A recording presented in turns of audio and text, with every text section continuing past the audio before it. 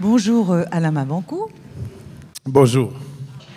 Et merci d'être à ce rendez-vous de l'histoire avec votre nouveau roman Le commerce des allongés qui est paru au Seuil et qui nous ramène à votre ville natale, la ville de Pointe-Noire au Congo-Brazzaville où vous êtes né le 24 février 1966, où vous avez grandi avant d'aller étudier à Brazzaville, puis à Nantes. Alors là, je vais quand même brûler les étapes et arriver directement à Los Angeles, à l'Université de Californie où vous enseignez. Et vous vivez donc à Santa Monica tout en ne cessant de parcourir le monde en oiseau migrateur que vous êtes. Et pour en savoir plus d'ailleurs sur la vie américaine d'Alain Mabankou, je renvoie les lecteurs à Rumeurs d'Amérique, qui est aujourd'hui disponible aux éditions Point en poche. Et c'était votre dernier livre avant celui qui va nous occuper maintenant, donc ce commerce des allongés. Et vous utilisez dans ce livre je crois que c'est la première fois que vous faites cette forme de style qui est l'adresse, c'est-à-dire vous vous adressez au narrateur. Non, le narrateur s'adresse tout du long à un certain Liwa Eki Makingai. L'ai-je bien prononcé ? Très bien. Merci. Un jeune homme donc d'une vingtaine d'années qui travaillait dans les cuisines d'un hôtel de Pointe-Noire. Et cet hôtel, c'est le Victory Palace, là où justement travaillait votre père, comme le savent très bien vos lecteurs. Et ce jeune homme, donc le jour de la fête de l'indépendance du pays, le 15 août, revêtu de sa plus belle tenue au pays des sapeurs, les pays de la SAP, la société des ambianceurs et personnes élégantes, avec des tenues comme celles que nous connaissons, quoique aujourd'hui vous n'ayez pas... Non, j'ai voulu être modeste. Oui, oui, je vois ça. Et, je voulais être un peu discret. Ah oui, c'est tout à fait réussi. Et donc, merci. Hein. Je vous en prie. Et donc, ce pauvre jeune homme, parce qu'on s'intéresse quand même à lui, s'en va en discothèque, une discothèque nommée le Cérémonial. Et là, il aborde une belle jeune femme, un peu qui n'est pas très sympathique et pas très causante. Mais enfin, il la rencontre et malheureusement, cette rencontre va lui être fatale. Et fatale, c'est pas un moindre mot, puisque Liwa, le héros de votre livre, est un mort. Donc le nom d'ailleurs signifie « la mort a peur de moi », son nom. Alors voilà Liwa qui est fraîchement enterré au cimetière du frère Lachaise et non au cimetière des riches. Auparavant, le cimetière du frère Lachaise s'appelait le cimetière des pauvres, mais il a été rebaptisé, sachant que la lutte des classes, évidemment, continue dans l'au-delà chez Alain Mabankou. Mais ce mort, il est bien vivant puisqu'il sort de son tombeau pour reparcourir et la ville et sa vie. Alors, le commerce des allongés, c'est de tous vos livres, mais peut-être que je me trompe.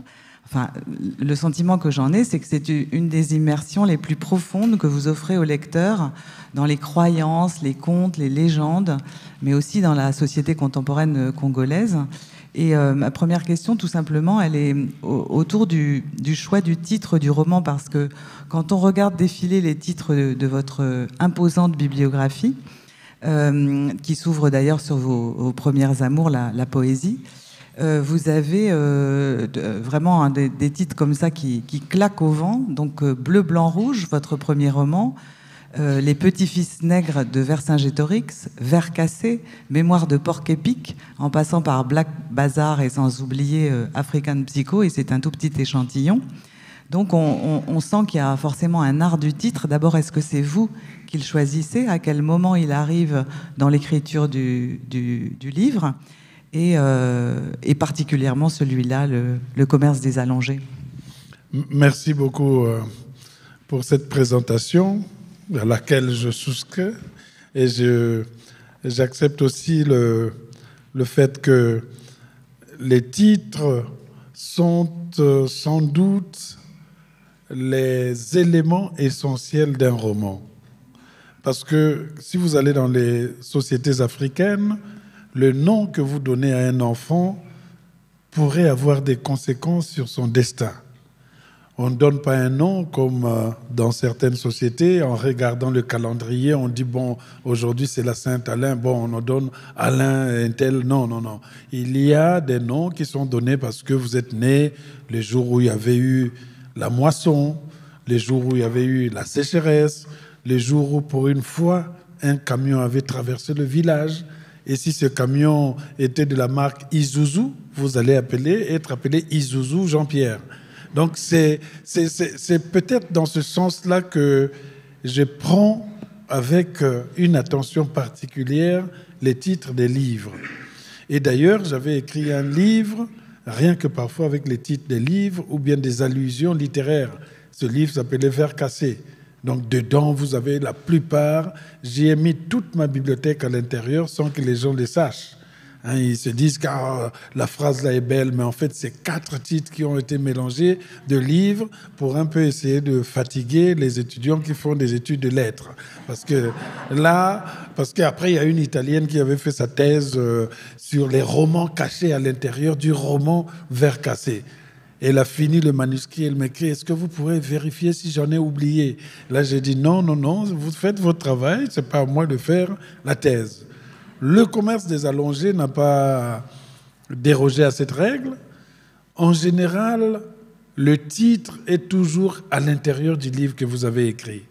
Il y a le grand écrivain Imre Kertész. Quand il envoyait son manuscrit à l'éditeur, il envoyait le manuscrit et l'éditeur disait « Mais vous avez envoyé un livre, il n'y a pas de titre, c'est quoi ça ?» Il dit « Mais travaillez, le titre est à l'intérieur. » Donc, c'est l'éditeur qui allait bêcher là-bas. On présentait non. Donc, on lui proposait 14 000 titres, mais à l'intérieur. Il fallait que ça soit une phrase de l'intérieur. Et moi, au départ, j'avais essayé pour la première fois d'expérimenter Imre Kertész. J'ai écrit un livre. Après, j'ai dit au seuil, c'est un titre provisoire. C'était Le Jardin des allongés. Et puis, j'envoie. Je voulais tester un peu si mon éditeur, de temps en temps, peut me contester. J'ai mis titre provisoire, vrai titre à trouver. Et puis il a lu tout. Et c'est Bernard Comment qui dit « Mais il y a une place là, à l'intérieur, où vous avez parlé du commerce des allongés. » Je trouve que c'est mieux de dire commerce des allongés que jardin des allongés. Jardin, vous êtes trop en train de proposer quelque chose qui semble un peu féerique et allongé, mais dans le commerce, beaucoup de gens vont se méprendre. On va apprendre à savoir le sens peut-être originel du mot commerce. Qu'est-ce qu'une rue commerçante? Mais c'est parce que beaucoup de gens passent là. C'est pas parce qu'il y a plusieurs commerces. Voilà, les gens passent, les gens discutent, les gens échangent. Il y a aussi des échoppes, etc., etc. Donc, le commerce de la allongée va être ce lieu dans lequel va grouiller un monde, va grouiller un univers, et les gens vont passer, raconter leur destin, on va écouter, etc., etc. Et quand tu m'avais dit le commerce des allongés, j'ai barré le jardin, et puis j'ai mis le commerce, et puis voilà, des allongés. Mais le titre était à l'intérieur. Voilà un peu la genèse de ce titre. Normalement, je ne donne pas toute la cuisine que j'ai concoctée, mais bon, comme à Blois, on est toujours gentil, je vous livre ça comme ça. Rappelez-vous que je ne l'ai jamais dit ni à la télé, ni à la radio. Vous entendez ça de première main, j'allais dire de première oreille. Bon, merci beaucoup. Moi, j'avais entendu quelque chose de beaucoup plus chargé, mais... Oui. Qui est ce commerce qui pourrait être la traite et des allongés dans les bateaux négriers. Vous voyez où on va, c'est les Congolais qui n'ont pas lu le livre. J'étais à Lyon, je faisais une signature à la Villa Gilet. J'étais curieux de voir que j'étais à Lyon, dans une ville où il y a beaucoup de Congolais. Ils n'étaient pas là.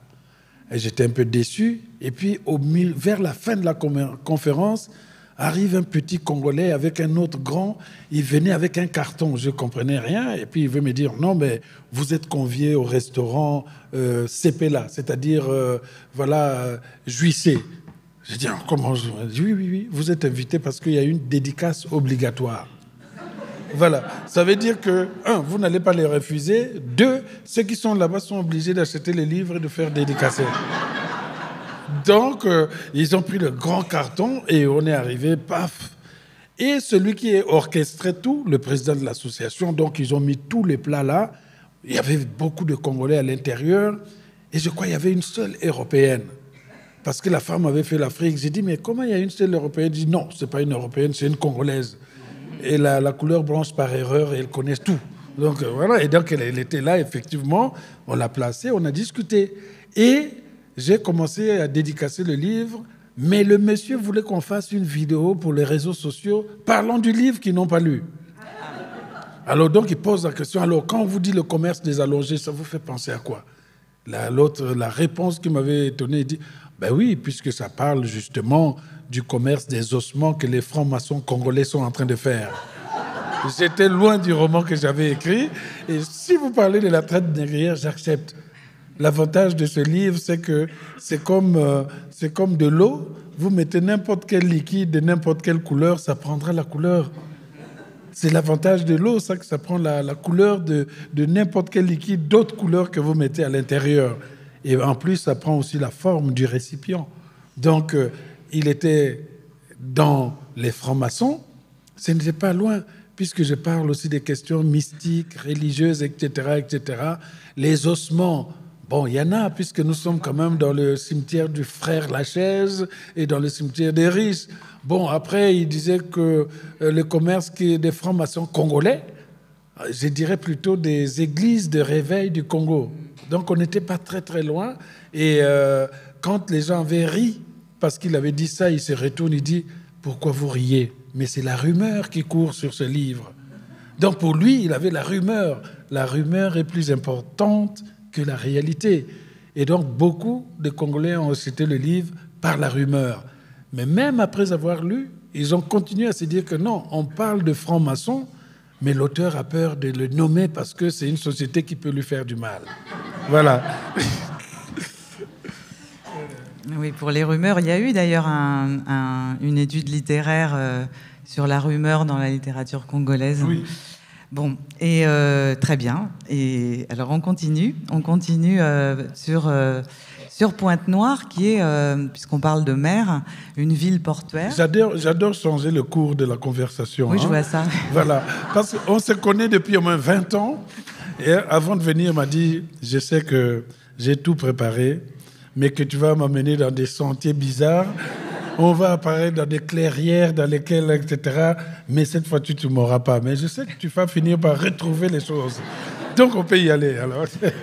Donc, alors, on y va. Donc, Pointe-Noire, elle a été fondée en 1922, donc c'est une année importante que 2022. Et moi, je voulais savoir comment elle a été la capitale du Moyen Congo, ex-Congo français. C'est-à-dire, je voudrais un petit peu savoir ce que c'était que cette Pointe-Noire. Oui. Disons que pour beaucoup de Congolais, Pointe-Noire, c'est une ville chargée d'une histoire à la fois joyeuse et malheureuse, puisque quand même on a une grande fenêtre sur l'océan Atlantique. C'est par là que sont venus les bateaux des négriers et c'est par là que sont partis les esclaves qui plus tard étaient éparpillés du côté des États-Unis en passant par le commerce triangulaire transatlantique, vous connaissez. Pointe-Noire, c'était aussi un espace de l'empire du royaume Luango. Le royaume Luango, c'est vraiment dans le sud de Pointe-Noire, de ce côté-là, qui formait aussi avec le grand royaume du Congo une sorte de sous-espace à l'intérieur. Pointe-Noire, en même temps, c'est l'une des villes coloniales qu'appréciaient les colons français, parce que non seulement la gare du chemin de fer qui se trouve là-bas, le CFCO, du chemin de fer Congo-Océan, pour la construire, ils avaient demandé au même architecte qui avait fait la gare de Deauville de construire une gare ferroviaire. Et l'architecte ne s'est pas cassé la tête, il a fait la réplique de la gare de Deauville au Congo-Brazzaville. Donc aujourd'hui, pour ceux qui sont à Deauville, si vous allez à la gare de Deauville, photographiez, prenez le train et vous allez à la gare de Pointe-Noire. On n'a jamais cassé ça parce que je crois que l'UNESCO a classé ça comme patrimoine de l'humanité ou culturel. Et c'est textuellement la gare de Deauville, une réplique, sauf que nous sommes sous les tropiques. Et c'est la ville dans laquelle vous avez le grand port maritime de Pointe-Noire. Et à cette époque-là, c'était une certaine commune qui dépendait vraiment des administrations coloniales jusqu'à ce que les autorités politiques congolaises s'étaient débattues pour que ce soit une commune autonome.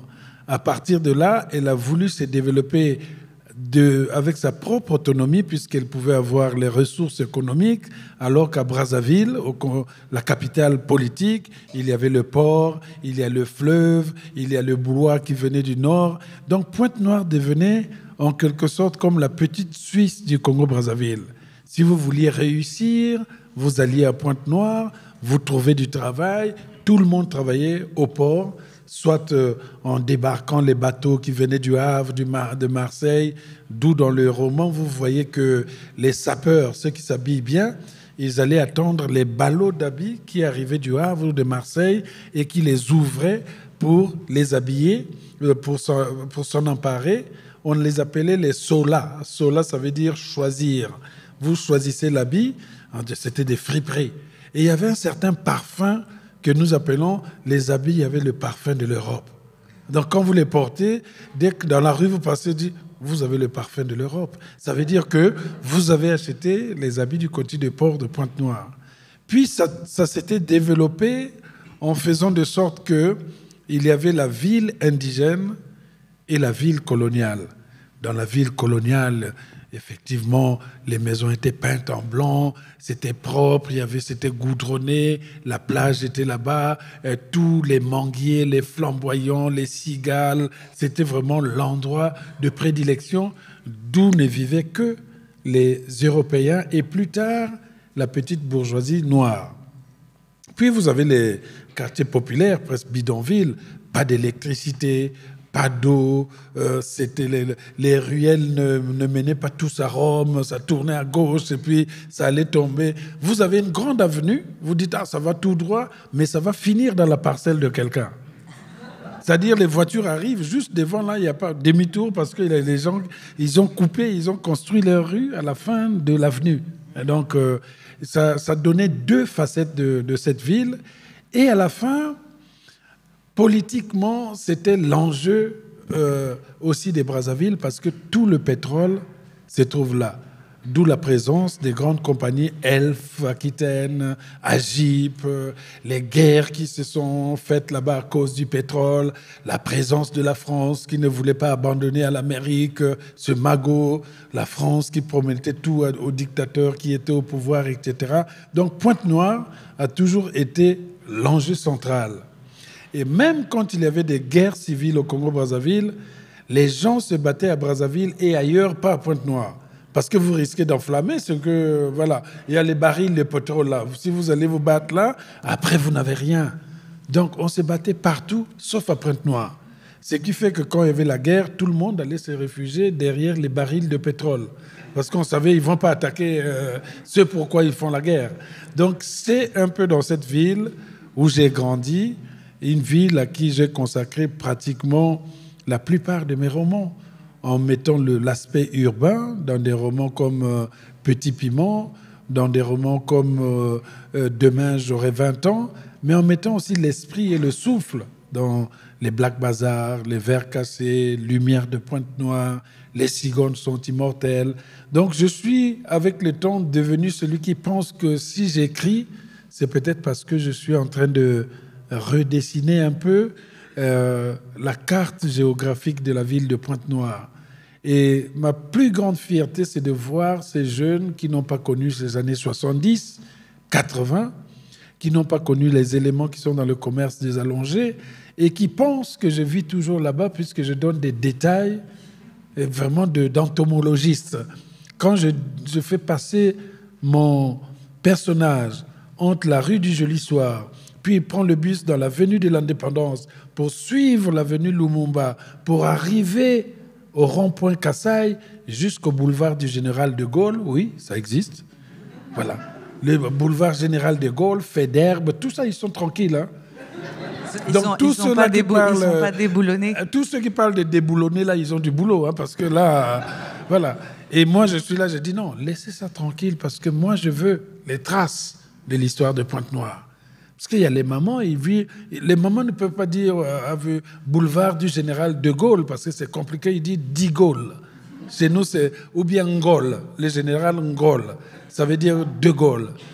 Et dans ce sens, c'est peut-être que là qu'est née, je sais que je parle vite, mais ça va arriver, c'est là qu'est née la légende selon laquelle le général de Gaulle n'est pas mort. Mais oui, parce que le jour de la mort... Une légende qui est très importante dans un des romans. C'est, je crois, dans Les cigognes sont immortelles. Donc, dans la légende que nous apprenait à cette époque-là, quand le général de Gaulle était venu au Congo-Brazzaville, puisque vous savez qu'il y avait l'appel de Brazzaville pour réunir les forces coloniales, les troupes coloniales pour aller combattre contre l'Allemagne. Donc cet appel était plus important que l'appel du 18 juin. Même si dans les livres ici, on préfère parler de l'appel à la radio, venez tous, bon, on va... Non, mais là-bas, c'est là que c'est décidé les gens qui vont y aller. En 1944, on a fait cet appel depuis Brazzaville, puisque la France était occupée, et donc la capitale de la France, c'était Brazzaville. C'est pour ça qu'on appelait la capitale de la France libre. Et le général de Gaulle habitait là où les ambassadeurs de France habitent déjà, que nous, on appelle la case de Gaulle. Jusqu'alors, c'est la case de Gaulle. Elle donne en face de l'autre pays, la RDC. Donc De Gaulle était là, en train de dessiner les plans. Bon, voilà, on va attaquer à gauche et puis on va passer. Tout ça, c'était à Brazzaville. Et le général de Gaulle prend l'avion pour partir. Il s'en va au moment où notre prophète de cette époque-là, qui s'appelait André Matsuwa, lui aussi, il était parti. Donc, imaginez le prophète noir des Congolais, il disparaît le même jour que le général de Gaulle. Et donc là, on commence à nous dire, Matsuwa, le prophète, n'est jamais mort. Il est vivant. Il est parti avec le général de Gaulle. Donc, ils reviendront.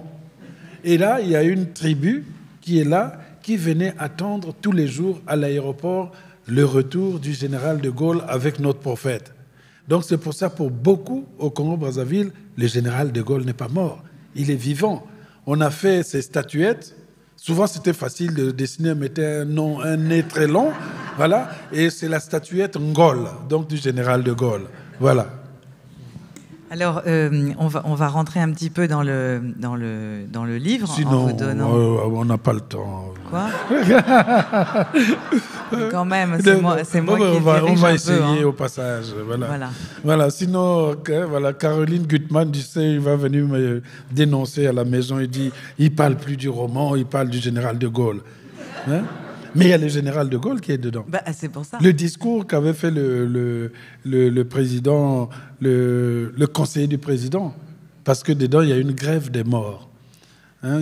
Il y a une grève des morts qui s'annonçait parce que les gens n'étaient pas d'accord qu'on séparera, puisque, subjonctif imparti s'accorde, voilà. Les jardins n'étaient pas d'accord qu'on séparera les cimetières entre les cimetières des pauvres et des riches. Et on demandait quand même que le président de la République fasse un discours pour calmer les uns et les autres. Parce que les conseillers ont dit, si vous ne faites pas ce discours, vous risquez de finir comme votre homologue en 1968, qui avait dû affronter un référendum dans lequel les Français avaient dit non, et il était obligé d'aller se réfugier à Baden-Baden, etc., etc. Voilà. Donc, il y a toujours un de Gaulle dans tous mes livres. Mais je crois que ce n'est pas la partie que Valérie Marin-Lamellé a choisie. Alors, pourquoi je dois lire cette partie, Valérie? Il faut lire et puis après on explique. Hein? OK. La partie qu'elle me demande de lire s'appelle « La mort a eu peur de moi ». José, Sostène et toi étiez inséparables durant votre adolescence. Tu avais vite pris le dessus sur tes deux camarades de classe, non pas parce que tu avais un an de plus qu'eux, mais pour ces histoires que tu leur racontais depuis l'école primaire et auxquelles ils prêtaient une oreille plus qu'attentive. Ils t'écoutaient sans broncher, même lorsqu'ils se doutaient bien que tu les menais en bateau, rajoutant un peu de sel ou de piment ça et là, et afin de maintenir leur attention. La fois où vous alliez à l'école ensemble, il te croisait au bout de la rue du joli soir, puis avec vos sacs à dos scolaires presque identiques, vos parents les avaient achetés chez le même Libanais du Grand Marché, vous empruntiez l'avenue de l'Indépendance, vous marchiez pendant plus de 2 heures jusqu'au collège communiste des Trois Glorieuses, au croisement des avenues Jean Opango et Amilcar Cabral. Mais c'est fermé là? Ah merci, elle avait fermé la suite, hein? Donc voilà. Tu adorais la géographie pour la découverte de ces espaces lointains que tu rêvais de visiter quand tu serais grand. Cependant, à la différence de José Le Cabindé, tu n'appréciais pas du tout l'histoire à cause des dates qu'il te fallait retenir. Lui était ouvert à cette discipline, certainement à cause du parcours de son père. Celui-ci devait parler à ses enfants à table ou avant de se coucher du sort tragique du Cabinda. Je m'arrête là? Bon, d'accord. Je crois qu'il n'a pas... Ah, ça continuait? Bah, c'était jusque-là, mais... Ah, pardon, je continue. Comme Sostène, tu étais plutôt calé en orthographe et en rédaction. Pour bien t'inspirer dans tes devoirs et aussi nourrir les récits que tu allais raconter à tes camarades, tu dévorais des livres empruntés à la bibliothèque Charles Miningu au cœur du quartier Muyonzi. Ta grand-mère payait chaque année ton abonnement dans cette bibliothèque et elle se sentait rassurée lorsqu'elle savait que tu t'y trouvais, que tu ne vagabondais pas du côté de la rivière Chinooka avec tes 2 complices. C'est la Chine qui avait construit ce bâtiment et fourni les livres provenant du monde entier. Elle souhaitait aider un pays frère à sortir de l'ignorance, comme on vous l'apprenait dans les leçons d'instruction civique. Plusieurs lycéens étaient envoyés à Pékin, où ils continuaient leur classe pour revenir plus tard au Congo et occuper des postes importants au gouvernement ou au comité central du Parti congolais du travail, le PCT. Voilà. Alors j'explique pourquoi j'ai demandé cet Merci. extrait. Donc d'abord parce qu'évidemment il y avait un clin d'œil avec le Liwa qui n'aime pas l'histoire, contrairement à Alain Mabankou comme on peut l'entendre. Mais c'est aussi pour savoir comment on situe un livre dans le temps, dans l'histoire justement. Parce que je me souviens dans Demain j'aurai 20 ans, le héros qui est quand même sans doute le plus proche de vous, enfin le livre le plus autobiographique, il écoute tout le temps la radio parce que son père écoute tout le temps la radio, fait des commentaires, donc il est complètement imbibé par le monde. Et cette époque, elle est quand même bien datée, c'est celle de la République populaire du Congo et non pas la République du Congo, oui, ni la République démocratique du Congo, l'autre. Donc est-ce que vous êtes toujours renvoyé à ce moment historique? Comment vous faites avec l'histoire dans vos romans finalement? Et celui-là en particulier, oui. Quoi, voilà. Mais moi, je pars souvent du fait que l'histoire avec un grand H est aussi une addition des histoires avec petit h, des histoires individuelles. C'est-à-dire que la grande histoire n'existe que parce que des destins ont été mis en confrontation ou peut-être se sont cherchés un destin commun ou peut-être se sont divisés, etc. Et donc, quand je raconte l'histoire individuelle d'un personnage, l'histoire individuelle d'un jeune homme ou d'une femme pendant la période communiste au Congo-Brazzaville, dans les années 70-80, pratiquement presque l'ensemble du continent africain, surtout le monde francophone. Ils avaient embrassé l'Union soviétique et le communisme parce qu'on sortait de la colonisation et la seule voie qui s'offrait à nous, c'était la voie marxiste-léniniste. On pensait que le grand diable, c'était le capitaliste qui nous avait colonisés. Et en plus, c'est ce que disaient les communistes et la Russie.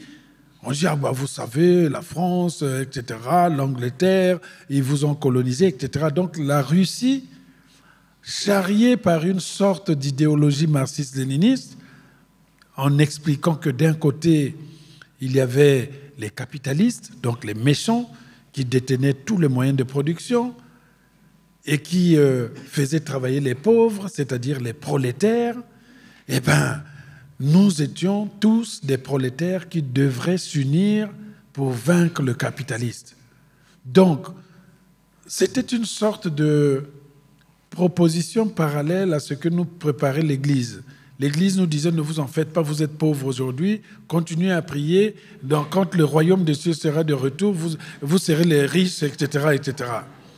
Et là, le communiste disait la même chose, ne vous en faites pas, la révolution prolétarienne est en route, donc vous allez faire la révolution, les capitalistes vont tout perdre et tous les moyens de production vont revenir au peuple. Sauf que ceux qui nous dirigeaient et qui étaient censés être les idéologistes, les professeurs de morale, nous voyons bien qu'ils roulaient dans des Mercedes-Benz, des voitures bien, qu'ils avaient des maisons avec des piscines, etc. Mais nous, on continuait à croupir dans la misère. C'était la même chose que dans certaines églises où les gourous, ils avaient des églises somptueuses, des voitures bien, ils avaient des enfants, 4 femmes. C'est la première fois qu'on voyait des prêtres qui étaient tout contents d'avoir des prêtres polygames. À commencer par le président de la République de l'époque, Fulbert Youlou. Fulbert Youlou se faisait tailler ses soutanes par Christian Dior. Les chaussures qu'il portait, c'était des mocassins Weston qui coûtaient peut-être, à l'époque, si ça coûte 1 000 €, c'était beaucoup. Donc, Youlou, le Fulbert Youlou, c'était le seul prêtre qui était polygame, président de la République, et qui portait du Christian Dior et du Yves Saint Laurent. Il faisait venir Christian Dior et Yves Saint Laurent au Congo pour prendre ses mesures, par l'avion présidentiel. C'est vrai, ça? Mais bien sûr. C'est dans les cigognes. Avec lui, il faut quand même se... Mais oui. Mais quand j'écrivais Les cigognes sont immortelles, j'ai retrouvé les Paris Match. Notre président, il était dans Paris Match, dans le défilé de Christian Dior. Qu'est-ce qu'il faisait là-bas? Si ce n'était pas vrai. Donc, j'ai retrouvé des documents à l'intérieur. Donc, c'est dire un peu que toute idéologie a sa poudre de perlimpinpin quelque part. À la rigueur, à la fin, c'est au moins le capitaliste. Le capitaliste, il est clair. Il dit, bon, j'arrive ici, tu bosses, tu as ça, si tu n'es pas d'accord, tu passes. Mais moi, je suis venu faire le profit. Tu prends ou tu laisses. Mais les idéologies communistes, les religions, etc., on utilise toujours ce que l'autre appelait l'opium du peuple. C'est-à-dire qu'on vous fait fumer un joint tellement bon que vous voyez les oiseaux bleus, vous dites que le monde est génial. Et vous rentrez directement dans le piège de la nouvelle civilisation qu'on vous donne. Et moi, tous mes romans parlent de cette période des années 70-80, y compris probablement celui-là, sauf que j'ajoute un peu d'actualité dans ce qui mine actuellement le continent africain. Oui, parce que ce qu'on a entendu, c'est pour ça aussi que j'avais choisi ce passage, c'est parce qu'on parle de la Chine, qu'on parle de... Enfin, il y a énormément de thématiques qu'on pourrait reprendre aujourd'hui. Et regardez, déjà, à cette époque, dans les années 70, on parlait déjà de la Chine. Oui, c'est ça. Aujourd'hui, l'Europe ou la France et les autres semblent découvrir qu'il y a la présence de la Chine. La Chine, moi, je suis allé à l'école primaire dans une école construite par les Chinois. Parce que l'école qu'avaient construite les Français était en ruine, le gouvernement ne voulait pas la réfectionner, et les Chinois voulaient construire une école en face pour dire « regardez la différence ». Donc on a construit une école bien propre, avec des robinets d'eau, donc on venait boire en rang.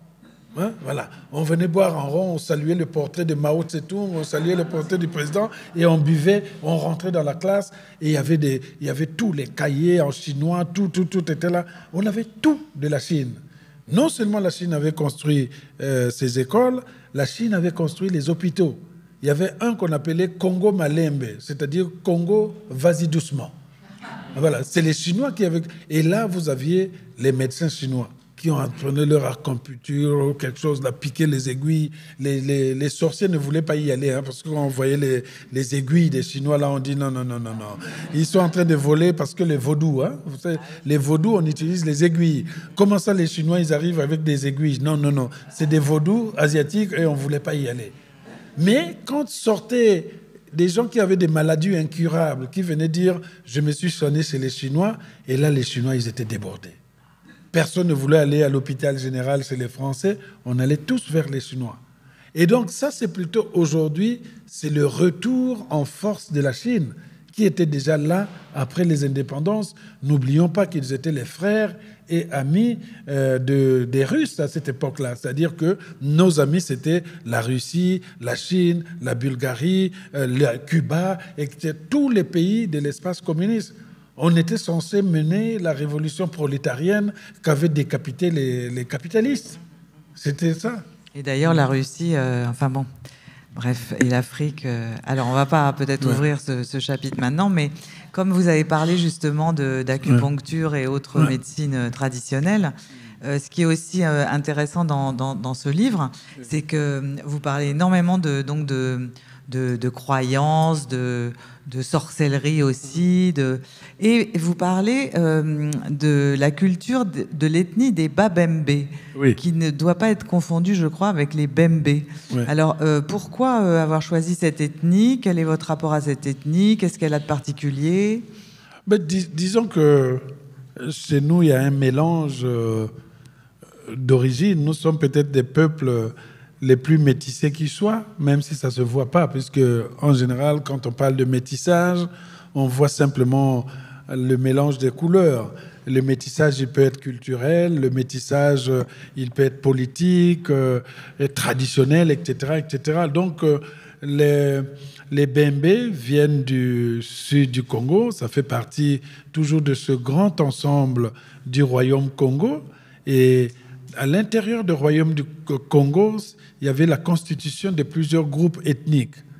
La racine était les mêmes puisque c'est le peuple bantou. Ceux qui sont au sud du Sahara, il y a une certaine unité linguistique, peut-être même culturelle, mais comme l'empire ou le royaume s'étendait, eh bien, plus vous étiez loin, la langue qui se parlait comme ça prenait d'autres peut-être sonorités, avait d'autres accents, avait d'autres influences, avec le croisement des populations aux alentours. Si vous êtes au Congo, à la frontière avec les Gabonais, vous allez prendre un peu le Nzabi, leur langue. Si vous allez du côté des Camerounais, le Cameroun, vous savez, le Douala par exemple, ce sont les Congolais qui ont fait la migration le long de la côte sauvage pour aller du côté de Douala, pour construire, pour ériger la ville de Douala. Leur ancêtre, qui s'appelait Douala Mangabel, avait été pendu par les Allemands parce qu'ils menaient une résistance.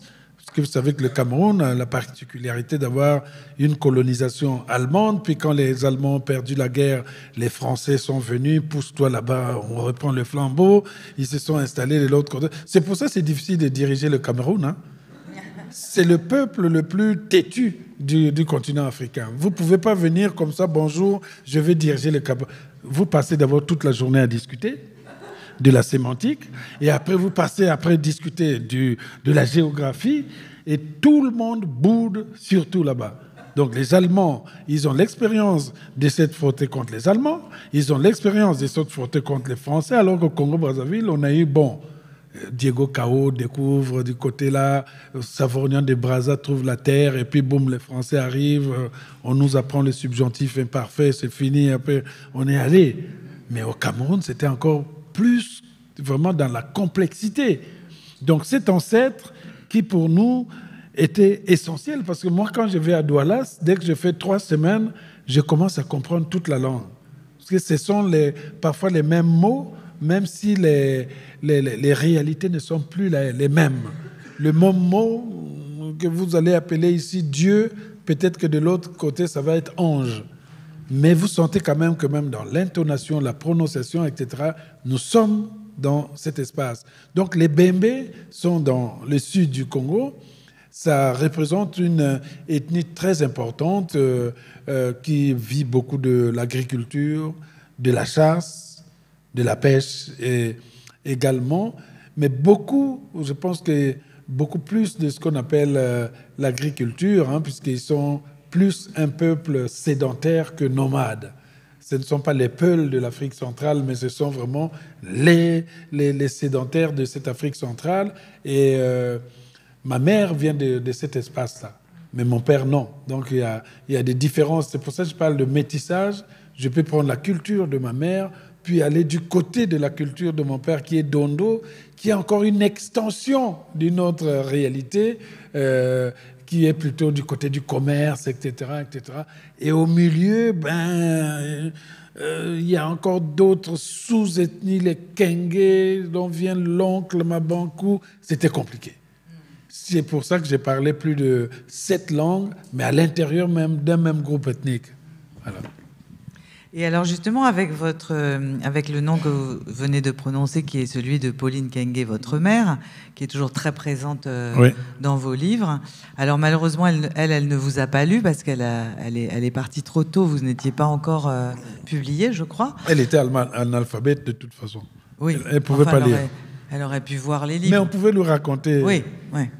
Et donc, vous lui devez, en revanche, presque des droits d'auteur, parce que vous la remerciez beaucoup, souvent. Et oui, là, mais là, vous écrivez « Ma mère dont les fables sont peu ou prou reprises ici ».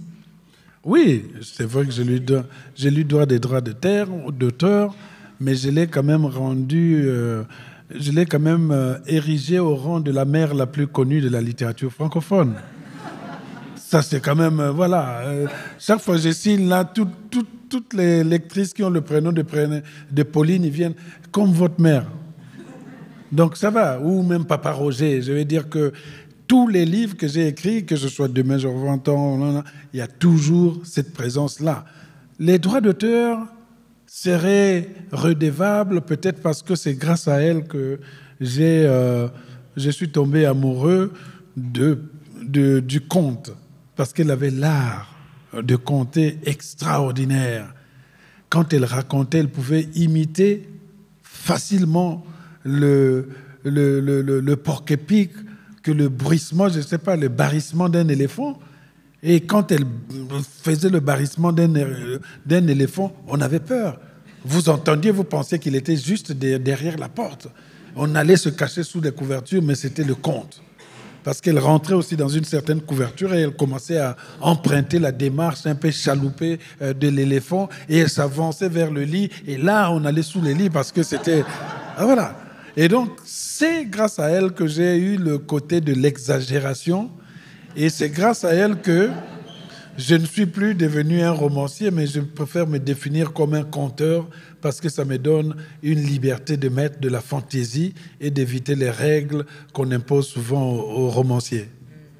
Et alors, parmi les fables et les contes, etc., il y a cette légende qui inspire finalement l'intrigue du roman, parce qu'il ne faut pas dévoiler la fin, mais d'une très belle femme qui... qu'est-ce qu'on peut dire, qui mange les hommes, qui les dévore? Est-ce que c'est voilà. Qu'est-ce que c'est cette légende et est-ce qu'elle vient du Congo proprement dit, de votre Disons mère? que c'est une légende. Ce n'est même pas une légende, c'est une vérité. Ah oui, attention. Hein. Il y a des choses qui sont légendaires, mais qui ne sont pas des légendes, mais qui sont des réalités.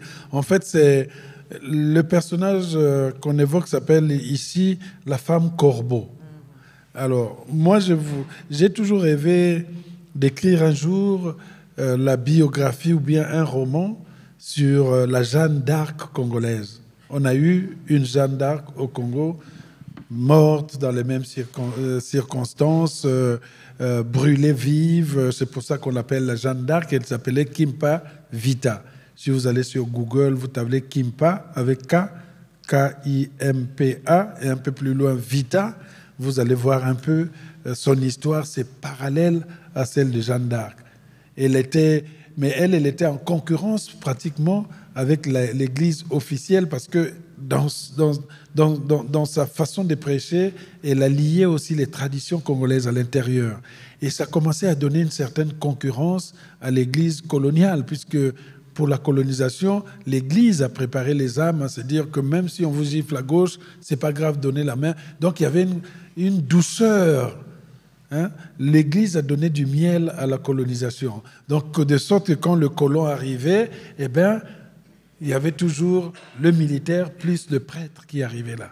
Nous, on avait donné toute la confiance au prêtre. Sauf que Kimpa Vita, elle rehaussait aussi les cultures. Et on a commencé à dire qu'elle mettait de la sorcellerie, qui est une hérésie en matière de religion. Et donc, pour mieux montrer l'exemple, elle avait été brûlée vive en public. Et pour moi, terminer le roman avec ces personnages que j'appelle ici la femme corbeau, qui arrive pratiquement elle aussi brûlée, et qui donne un conseil à mon personnage en lui disant que quand vous êtes mort et que vous êtes ressuscité, si vous voulez redescendre chez les vivants, ne le faites que si vous y allez pour rajouter un peu d'amour sur terre, ou bien pour en donner à ceux qui n'en ont jamais eu, et non pour aller faire quelque chose qui serait de l'ordre de la destruction. Et de la vengeance. Et de la vengeance. Est-ce que mon personnage va faire cela? Mais Kim Pavita existe, nous sommes devant beaucoup d'hystériens qui ce soir vont faire taper leur ordinateur Kim Pavita, et voilà. Mais je pense un jour lui donner plus qu'un chapitre que celui qui est là. Ici, elle ne mangeait pas les hommes, mais elle s'était lancée dans une sorte de campagne de punition contre tous ces hommes qui avaient commis des crimes sur les enfants. C'est pour ça. Donc, dans sa beauté, elle les a menés dans une chambre.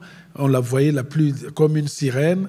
Et dès que l'homme se couchait et dès qu'elle se réveillait, le sexe était parti. C'était la façon, voilà. Donc, tous les pédophiles et autres, c'est comme ça qu'elle les punissait à cette époque, dans le roman. Oui, il y a aussi c'est ça, les voleurs de sexe. Ça aussi, c'est... Bon. Les voleurs de sexe, ça arrivait, sauf que ici, c'est vraiment... c'est récurrent. Vous savez que dans beaucoup de conceptions de certaines pratiques, on pense que l'adolescence va donner des pouvoirs. Et ça a créé un boulevard à tous les abus sexuels dans beaucoup de situations. Et pour moi, c'était aussi un moment de remettre cette question en amont et de la traiter sous la forme d'une punition mémorable. Voilà. Justement, c'est vrai que c'est un livre un peu comme tous, mais là, il y a beaucoup d'allers-retours et beaucoup de... Enfin, il est très, très riche, quoi. Et il y a comment dire, c'est pas un engagement politique au premier degré, mais il y a tout le temps une amorce d'un problème très, très grave et très actuel.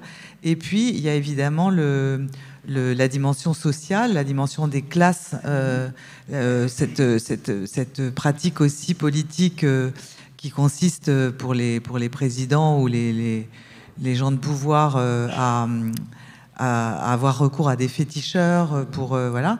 Enfin, il y a quand même pas mal de choses qui sont de l'ordre de la dénonciation. Et je voulais savoir, par rapport à ce que vous disiez quand vous vous placiez face à Fanon, par exemple, sur finalement chaque génération, etc. Bon, vous pensez que vous devez dénoncer quelque chose à travers le roman, faire changer quelque chose. Toutes ces allusions, toute cette matière comme ça que vous maniez, c'est dans quelle optique? Disons que je suis avant tout un conteur, si vous voulez, un romancier, quelqu'un qui écrit parce qu'il sent qu'il y a quelque chose qui est en lui et qui bouillonne. Et donc, dans ce sens, en écrivant, je ne procède pas par déjà calcul sur ce que je vais dénoncer. En fait, c'est le récit qui m'amène vers les questionnements contemporains. C'est le récit qui m'amène vers peut-être les obsessions actuelles de notre société ou de nos sociétés, puisque je suis quand même le produit de plusieurs sociétés, même si je suis né au Congo, mais j'ai quand même vécu, j'ai fait les études en France, 17 ans ici, je vis maintenant aux États-Unis, donc ça fait 3 continents dans lesquels il y a beaucoup à dire. Et donc, dans ce sens, la dénonciation n'est pas souvent ce que je recherche dans le roman, mais je sais que si je trace de manière ferme le destin d'un personnage, il va forcément nous montrer les travers de notre société. Et par la suite, ceux qui lisent, les critiques avertis et les non avertis, vont voir ce qu'il faut tirer comme élément. Parce qu'en réalité, si je me place du côté du conte, c'est que le conte a toujours une morale à la fin. Sauf que je ne sais pas quelle morale donner, et parfois cette morale est donnée de manière inattendue par un personnage. Par exemple, si je devais résumer le roman, c'est la femme corbeau qui donne la grande morale du livre, c'est que peut-être que dans ce monde, le plus grand héritage, la plus grande trace qu'on pourrait laisser sur Terre, c'est le bien que vous avez fait sans attendre qu'on vous redonne la même part. Vous faites le bien, c'est comme si vous passiez quelque part, vous avez laissé une marmite dans la rue remplie de belle nourriture et vous êtes parti sans savoir qui va la manger, mais vous savez que quelqu'un viendra. Vous n'attendez pas qu'on vous applaudisse. Et la littérature aussi, c'est dans ce sens-là. Les destins que nous créons, les personnages que nous créons, nous autres, les écrivains, on ignore l'impact qu'ils vont avoir dans la vie de la personne qui est en train de lire. Quand vous êtes en train de lire un roman, vous tombez amoureux d'un personnage ou amoureuse d'un personnage. Et dans ce sens, ce personnage va être comme le guide de votre existence, ou bien il va être celui que vous détestez le plus. Et c'est dans ce sens que vient la morale. Parce que si vous écrivez un roman en mettant la morale en avant, ça se ressent. Ça devient de la militance aveugle et c'est désagréable même dans la lecture. Si vous voulez être militant, allez prendre votre carte du parti politique, vous ferez des discours directs, les gens sauront il est militant. Mais pour un écrivain, il faut aller au-delà. La littérature, c'est pas simplement vous allez voir, je vais commencer à écrire des romans et dénoncer les pauvres du quartier des Tartarets, je sais pas où. Non, non, non, non, non, non. Vous écrivez et donnez une dimension universelle à vos personnages. Le reste ne sera que du bonheur. Et est-ce que vous pouvez nous dire un petit peu, maintenant que vous avez quand même toute une œuvre qui est faite d'essais aussi, qui est faite donc de poésie dont on ne parle pas beaucoup, alors qu'en fait, vous dirigez une collection chez Point Poésie, donc. Et est-ce que vous avez toujours auprès de vous des maîtres, des livres de chevet? Évidemment, on peut reprendre Vercassé pour les connaître, mais et maintenant des disciples. Des disciples? On peut commencer par les maîtres. Si vous dites des disciples, ben c'est tout le Congo, hein, parce que c'est tous les jeunes qui ont des manuscrits. Tous les jours, ils envoient grand. J'ai écrit un livre comme Vercassé, donc ça va vous plaire. Donc, ils pensent toujours que pour devenir écrivain, je vais réécrire le livre du grand frère, lui envoyer le manuscrit, et puis il me trouve une place aux éditions du Seuil. Donc, c'est en général, c'est là. Donc, je pense pas que on ne décide pas d'avoir des disciples.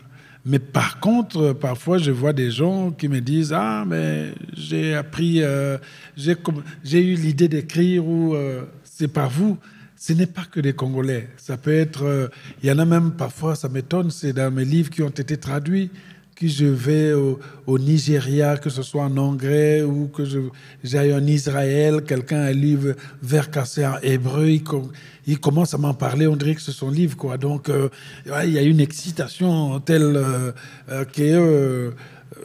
je me rappelle, j'étais allé là-bas, on était à l'époque avec l'acteur français Jean-Pierre Mariel qui avait lu là-bas, qui il souffrait déjà un peu dans comment on appelle quand on oublie? Voilà, c'était extraordinaire de voir. Son épouse était là et me dit non, je vais acheter des tissus quelque part. Est-ce que tu peux rester avec lui? Donc, il lui a expliqué, c'est Alain Mabankou, et vous allez lire son texte tout à l'heure au théâtre, etc., etc., etc. Oh oui, oui, oui, très, très bien, vous savez, hein, le complet. Oh, oui, oui, oui, oui. On reste, et puis la femme part, 3 minutes après mes réveils, je dis, mais vous êtes qui? Après, j'ai dit, Alain Mabankou, ah oui, oui, oui, oui, oui. Et puis, on s'en va. On va tout droit, on arrive. Je dis, nos chambres étaient à côté, je dis, bah, vous restez là, et tout. Il dit, mais qui êtes-vous? Pourquoi vous me dites de rentrer là? Donc, il commence, je lui explique un peu, et il y rentre, mais par précaution, j'ai quand même laissé ma porte un peu ouverte, je ne sais jamais, peut-être qu'il va ouvrir.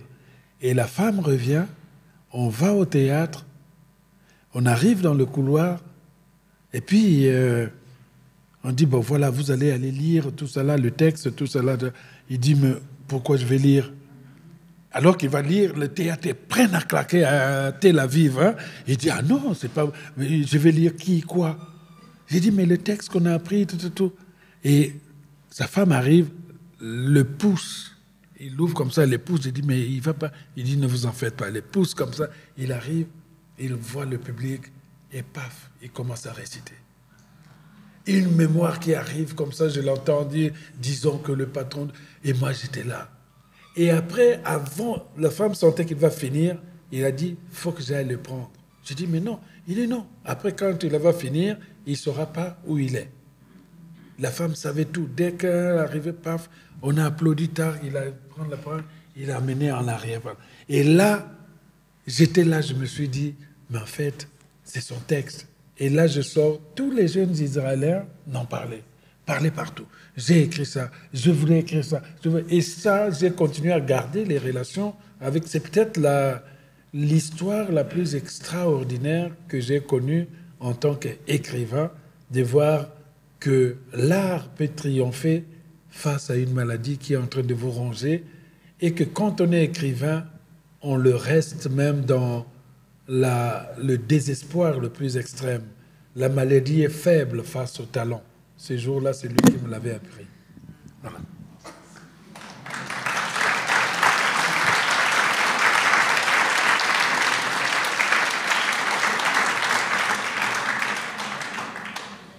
Alors, je ne vois pas du tout comment ajouter quelque chose à ce qui vient de nous être donné généreusement, si ce n'est de vous remercier pour votre attention, de remercier Alain Mabankou qui va signer juste à la sortie de la salle ce très beau livre dont la couverture est signée Loustal, ce qui n'est pas le moindre des... Merci beaucoup. Oui. Voilà. Merci beaucoup. Et donc, c'est le point en partenariat avec Blois qui vous a proposé cette rencontre et vous remercie encore. Voilà. Merci beaucoup. Merci.